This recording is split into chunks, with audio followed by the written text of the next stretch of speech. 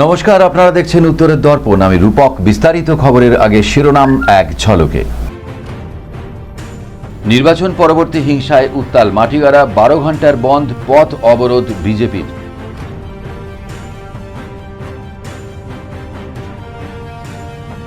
উদ্বোধনী সার, কয়েক মাস পরেই বেহাল কোচবিহার স্টেডিয়ামের সুইমিং পুল।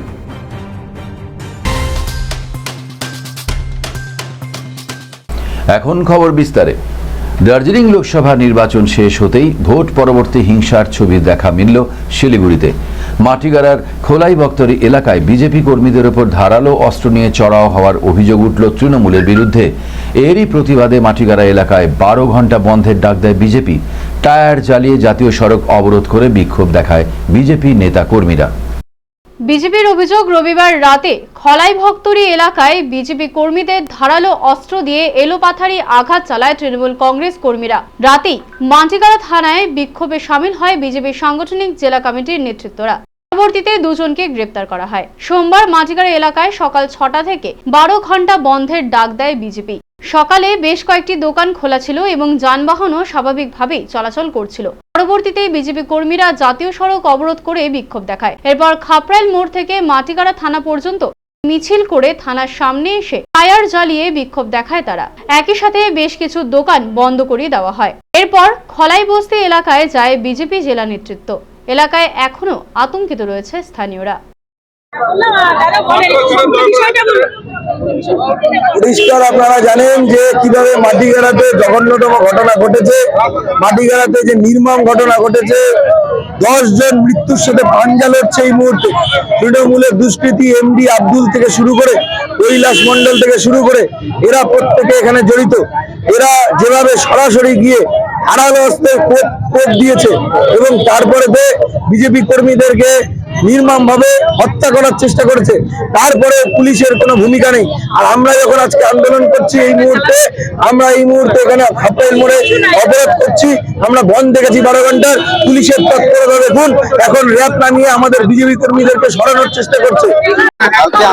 कल में तो हम उधर में काम करते थे सैलून में, यहाँ पे आए तो देखिए मारपीट हो रहा था, तो हम ये छुड़ाने के लिए तो मैं तलवार से मार दिया। यहाँ पे झगड़ा हो रहा था यहाँ पे। हम लोग वोट का दिन में ना उधर में सिगरेट पी रहा था कोई, तो बोलता है क्या कि सिगरेट मेरा मुंह का ऊपर छोड़ दिया है। इसी के लिए वहाँ पे आके ब्रह्म स्थान पे पूरा गाली उली दिया। कल में परसों में आके पूरा गाली उली दे रहा था, बोलता मारेंगे उसका पूरा खानदान को मिटा देंगे, ठाकुर खानदान मिटा देंगे, ऐसे से बोला। फिर जाके कल में हम लोग का घर में पूजा था और रविवार का दिन में हम लोग तो सब सैलून का काम में बिजी थे। यहाँ पे लेडीज सब था, तो गाली उली दे रहा था। मेरा मामा निकला तो बोलता हमको तू लोग से कोई बात नहीं है, तो हम लोग को काहे गाली दे रहा है। बस लोग हिट करना चालू कर दिया। परसों जय श्री राम का नारा लगा था और कल लगा दिया लड़का लोग नारा। उसके लिए उसको उसी के लिए पार्टी लेवल में चला गया। लेवल वो पूरा 150 लड़का बुला करके पूरा सबको मारा है। हम लोग पूरा फैमिली को मारा है और 2 लड़का उधर में उसको ही मारा है, पूरा बेल्ट मारा है। चोट लगा है, मतलब यहाँ पर मारा, तलवार से मारा है। 5 तो सिलाया है, चिरा हमारे भाई फैमिली में कितने অন্যদিকে সমস্ত অভিযোগ অস্বীকার করেছে তৃণমূল কংগ্রেস। দার্জিলিং জেলা তৃণমূল কংগ্রেসের মুখপাত্র বেদব্রত দত্ত বলেন, এই ঘটনায় তৃণমূল কংগ্রেসের সাথে কোনো যোগ নেই। যত আপনার কি বলে এটাকে আপনার হচ্ছে বুথ আছে বাংলায়, প্রায় 80,530টা বুথ আছে। তার হার্ডলি 40% বুথে বিজেপির সাংগঠনিক শক্তি আছে বা আদৌ তাদের দলের কোনো অস্তিত্ব আছে। কিন্তু আজকে যেটা হয়েছে আপনার খলাই বক্তরি অঞ্চলে মাটিগাড়া, এটা সম্পূর্ণভাবে একটা পাড়াগত গণ্ডগোল। 2 পাড়াতে আমরা অনেক সময় বিভিন্ন ইস্যুতে আমরা গণ্ডগোল দেখতে পাই, এরকমই একটা গণ্ডগোল। এখন যেটা আমাদের এই রাজ্যে বিজেপি সাধারণভাবে করে থাকে, এই ধরনের পাড়াগত গণ্ডগোলগুলোর মধ্যে তারা এসে এটার মধ্যে ইন্টারফেয়ার করে তারা এটাকে একটা রাজনৈতিক কালার দেওয়ার চেষ্টা হচ্ছে এবং এটা আমাদের সারা রাজ্যব্যাপী বিজেপি সবসময়ই করে থাকে। এইভাবেই তাদের অস্তিত্ব টিকিয়ে রাখার একটা প্রচেষ্টা বাংলার মুখে। শিলিগুড়িতে বন্ধুর হাতেই খুন হলো বন্ধু। অভিযুক্ত অপর এক কিশোরকে গ্রেপ্তার করেছে আমবাড়ি ফাঁড়ির পুলিশ। মোবাইল গেম খেলা নিয়ে দুই বন্ধুর মধ্যে বচসা বাঁধে, তারই জেরে এই খুন বলে জানিয়েছে পুলিশ। মৃত যুবকের নাম রাহুল দাস। রবিবার শিলিগুড়ি সংলগ্ন হাতিয়াডাঙ্গা এলাকা থেকে তার রক্তাক্ত দেহ উদ্ধার হয়। ঘটনার তদন্তে নেমে গতকাল রাতেই অভিযুক্ত নাবালক বন্ধুকে গ্রেপ্তার করেছে আমবাড়ি ফাঁড়ির পুলিশ। জানা যায়, মোবাইলে গেম খেলা নিয়ে দুই বন্ধুর মধ্যে বিবাদ বাধে, তারপরে অভিযুক্ত রাহুলকে খুন করে বলে অভিযোগ। পুরো ঘটনার তদন্ত শুরু করেছে পুলিশ। কি হয়েছিল সকালে কি হয়েছিল? সকালে আমরা কিছুই জানি না। ওই যে কি বলে, এখানে আসলো যে নাতি কালকে কি করেছে আপনি? মার্ডার করছে। আর কি করছে না করছে আমাকে বলেও নাই। যখন আসে পুলিশ ধরে নিয়ে চলে গেছে। আচ্ছা, কখন হয়েছে? এখন কয়টা ঘটনা, আমি গেছিলাম কাজের থেকে তো আসি বিকালে 4-5টায়। আপনার নাতি কি করে? হ্যাঁ, আপনার নাতি কি করে? কিছুদিন কাজ করছে, কান্ট্রি সরকারের কাজ করে, ঘুরে বেড়ায়, নিশা ফিসা খায়। পৌর প্রাথমিক স্বাস্থ্য কেন্দ্র 10-এর প্রোগ্রাম ম্যানেজার বদলি ও অবসরের দাবিতে শিলিগুড়ি পুর নিগমে বিক্ষোভ প্রদর্শন করল পশ্চিমবঙ্গ পৌর স্বাস্থ্যকর্মী ইউনিয়ন। এই দাবি নিয়ে শিলিগুড়ি পুর নিগমের স্বাস্থ্য বিভাগের মেয়র পরিষদকে স্মারকলিপি প্রদান করেন তাঁরা।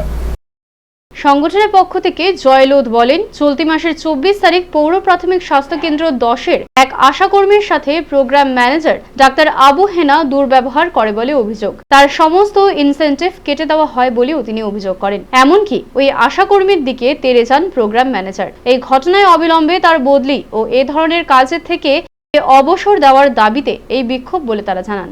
আমার কথা হচ্ছে, পৌর স্বাস্থ্যকর্মী কন্ট্রাকচুয়াল ইউনিয়নের আমি সভাপতি পদে আছি। এখানে আমাদের স্বাস্থ্যকর্মীদের উপরে অন্যায় অত্যাচার এবং অসম্মান, রীতিমতো নারীকে অসম্মান করেছে, তাকে মুখের উপরে ছুঁড়ে মেরেছে, তাকে উনি উত্তেজিতভাবে উনি ধাওয়া করেছে, ওনাকে মারতে যাওয়ার অভিনয় নিয়েছে। এই জায়গাটা কি করলে আমরা সুস্থভাবে জীবনযাপন করতে পারবো? বাধ্য হয়ে স্বপ্নাশীল মণ্ডল উনি এনএম এর ঘরে আশ্রয় নেয়।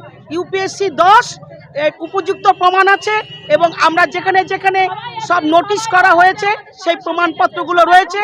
আমরা প্রশাসনের কাছে, স্বাস্থ্য দপ্তরের কাছে আমরা সুবিচার চাচ্ছি এবং অবিলম্বে প্রোগ্রাম ম্যানেজার আবু হেনা স্যারের বদলি চাচ্ছি। আমরা আজকে পশ্চিমবঙ্গ পৌর স্বাস্থ্যকর্মী শিলিগুড়ি এসএমসির পক্ষ থেকে আরবান আশারা আজকে ডেপুটেশন দিতে এসেছি কমিশনার এবং এমআইসি হেলথের সেকশনে। আপনারা জানেন, গত 24 তারিখে আমাদের এই পৌর স্বাস্থ্যকর্মী একজন স্বপ্নাশীল মণ্ডল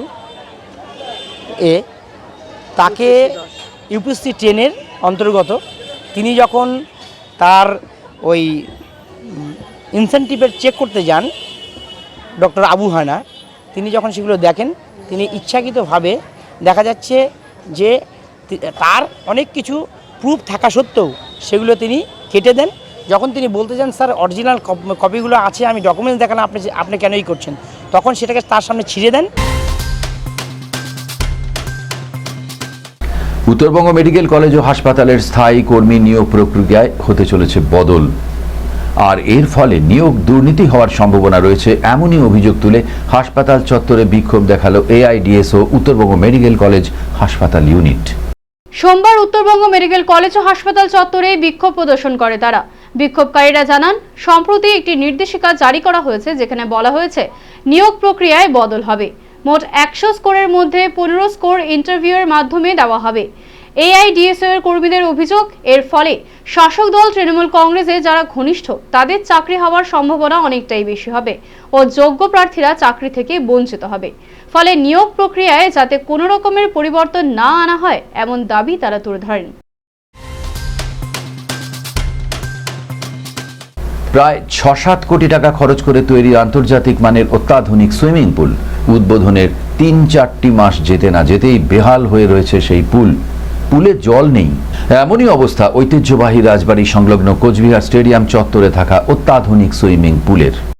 সুইমিং পুলটিকে সারা বছর সাঁতার কাটার জন্য যারা 4 থেকে 5 হাজার টাকা করে দিয়ে সদস্য হয়েছিল, দীর্ঘদিন থেকেই সুইমিং পুলটিতে সাঁতার কাটতে পারছে না তারা, কারণ সুইমিং পুল বেহাল দশায় রয়েছে।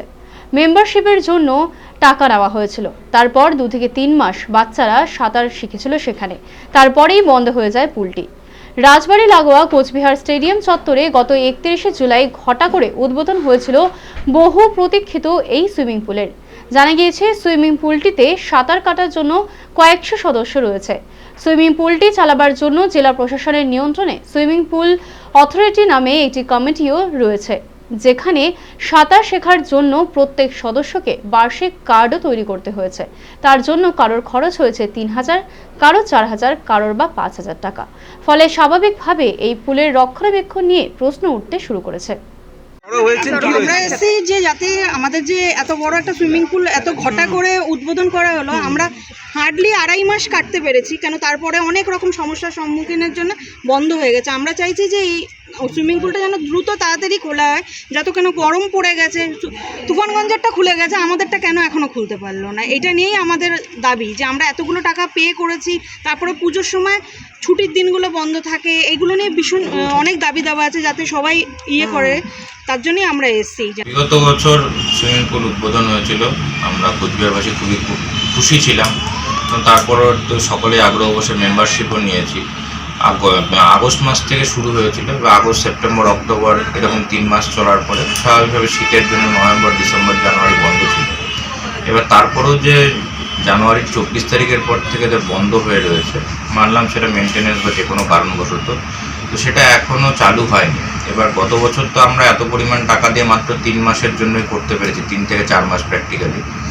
এবার এবছর তাহলে সেই ফিসকাল ইয়ার অনুযায়ী এপ্রিলের 1 তারিখ থেকেই শুরু হওয়ার কথা। তো তার পরবর্তী আমরা জানলাম যেহেতু জেলা প্রশাসন ভোটের কাজে ব্যস্ত রয়েছেন, তো সেখানেও আমরা সহানুভূতিশীল থেকেই ধৈর্য ধরে অপেক্ষা করছিলাম। তো ভোট পরবর্তী পার হয়ে যাওয়ার পরও যখন আমরা ওখানে গিয়ে যোগাযোগ করছি, তো সেখানে গিয়ে বোঝা যাচ্ছে যে এখনও সুইমিং পুল খোলার মতো পরিস্থিতিতে এখনও পৌঁছায়নি। শেষ পর্যন্ত তাই আমরা নিরুপায় হয়ে আমরা যারা আগে মেম্বারশিপ ছিলাম তা বিভিন্নভাবে যোগাযোগ করে একত্রিত হয়ে সব সাধারণ মানুষরাই একসাথে হয়ে আমরা কালকে সুইমিং পুল অথরিটির কাছেও একটা আমাদের বক্তব্য দিয়েছি। বামফ্রন্ট আমলে সুইমিং পুলের ঘোষণা করা হয়েছিল, সেই সুইমিং পুল হয় না। তৃণমূল সরকার ক্ষমতায় আসার আগে কুচবিহার শহরের মানুষকে নিশ্চিত করেছিল সুইমিং পুল করবে। দীর্ঘ টালবাহানার পরে কিছুদিন আগে সুইমিং পুল তৈরি হয়েছে এবং সেই সুইমিং পুলে প্রচুর সংখ্যক সদস্য আছে যারা 4000, 5000 টাকা করে টাকা দিয়ে সুইমিং শেখার জন্য অথবা সুইমিং করার জন্য তারা সদস্যপদ গ্রহণ করেছেন। কিন্তু গত 15ই জানুয়ারি এই সুইমিং পুল রক্ষণাবেক্ষণের অভাবে বন্ধ হয়ে যায়। মোটরবাইক চুরির ঘটনার তদন্তে নেমে চুরি যাওয়া বাইক উদ্ধার করল মাটিগাড়া থানার পুলিশ। ঘটনায় গ্রেপ্তার এক যুবক। জানা গিয়েছে মাটিগাড়া থানার অন্তর্গত তুম্বাজোদ এলাকা থেকে গত 21 তারিখ রাতে একটি বাইক চুরি যায়। 22 তারিখ সকালে মাটিগাড়া থানায় চুরি সংক্রান্ত লিখিত অভিযোগ দায়ের করেন বাইকের মালিক মন্টু চন্দ্র রায়। পেশায় তিনি একজন রাজমিস্ত্রি, তার বাড়ি তুম্বাজোদ এলাকায়। অভিযোগের ভিত্তিতে তদন্তে নেমে 28 তারিখ রাতে মাটিগাড়া ঠক্কর ব্রিজের সামনে থেকে চুরি যাওয়া বাইক সহ এক যুবককে গ্রেপ্তার করে পুলিশ। মৃত যুবকের নাম দীপ ছেত্রী, বয়স 20, শিলিগুড়ির জ্যোতিনগরের বাসিন্দা। পুলিশ সূত্রে জানা গিয়েছে ধৃত যুবক ওই বাইকটি বিধাননগরে বিক্রির উদ্দেশ্যে নিয়ে যাচ্ছিল। পুলিশের প্রাথমিক অনুমান নেশার টাকা জোগাড় করতে এই বাইক চুরি করেছিল দীপ। এর মধ্যেই পুরো ঘটনার তদন্তে নেমেছে পুলিশ।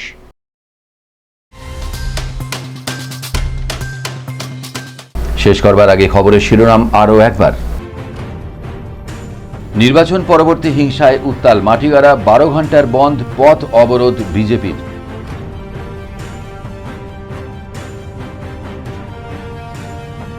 উদ্বোধনী সার, কয়েক মাস পরেই বেহাল কোচবিহার স্টেডিয়ামের সুইমিং পুল।